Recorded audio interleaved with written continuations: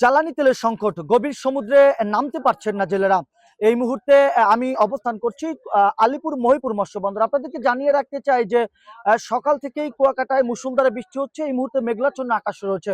তবে 15 এপ্রিল থেকে 11 জুন পর্যন্ত গভীর সমুদ্রে মাছ ধরার প্রতি 58 দিনের নিষেধাজ্ঞা জারি করেছে সরকার।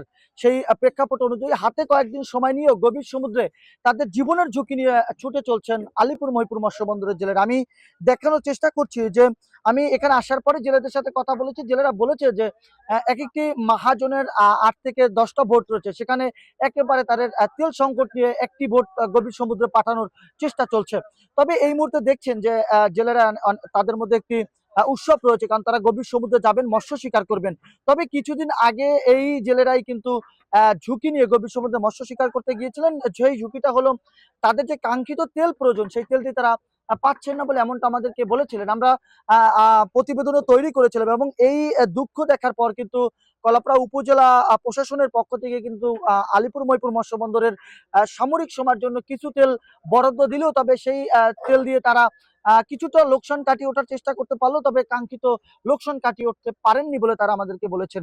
আমি এ বিষয়ে আমাদের এখানে যারা উপস্থিত রয়েছেন তাদের সাথে কথা বলার চেষ্টা করব এবং তাদের কাছ থেকে জানার চেষ্টা করব যে তারা কতটা লোকসানে রয়েছেন এবং কখন সমুদ্রে যাবেন বলে এমনটা আমরা জানার চেষ্টা করব। কখন সমুদ্রে যাবেন এবং কাঙ্ক্ষিত জ্বালানি তেল পেয়েছেন কিনা? আমাকে মাছ ধরার 4 থেকে 5টা বোট আছে, একটাই আমাকে পাঠায়, কিন্তু তেলের সংকট আছে, প্রয়োজনীয় তেল আমরা পাই না। এই আর আবহাওয়া কমলে আমরা নামবো, কিন্তু সাগর দিয়ে উঠতেছি আবহাওয়া খারাপের কারণে। মানে তেলের সংকটের কারণে যাইতে পারতেছি না।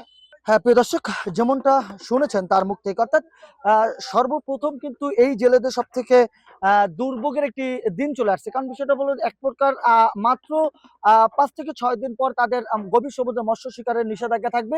তার মধ্যেই কিন্তু তাদের এই যে জ্বালানি সংকটটা, সেটা তাদের কাটিয়ে উঠতে অনেকটা হিমশিম খাচ্ছে।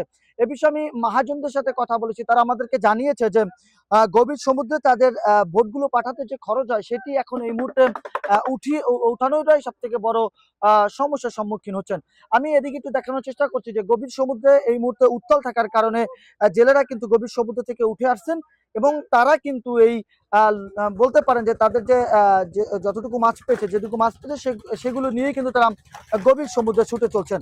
আমরা সেটি আপনাদেরকে দেখানোর চেষ্টা করছি এবং এক কথায় বলা যায় যে সব থেকে বড় সমস্যা এই মুহূর্তে জ্বালানি সংকট এবং 15 এপ্রিল থেকে 11 জুন পর্যন্ত যে গভীর সমুদ্রে মৎস্য শিকারের যে নিষেধাজ্ঞা রয়েছে, সেটি তারা পালন করবে বলে এমনটা আমাদেরকে বলছেন তারা।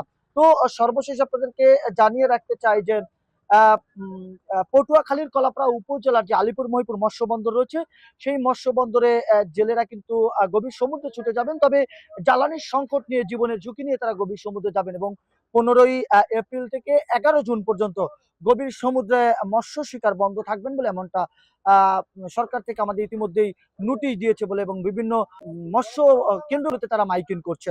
তো এই ছিল আমার কাছে আবহাওয়া এবং সংকটের সর্বশেষ আপডেট। আপনাদের সাথে আমি ছিলাম জাহিদুল ইসলাম জাহিদ, বাংলা নিউজ, কুয়াকাটা।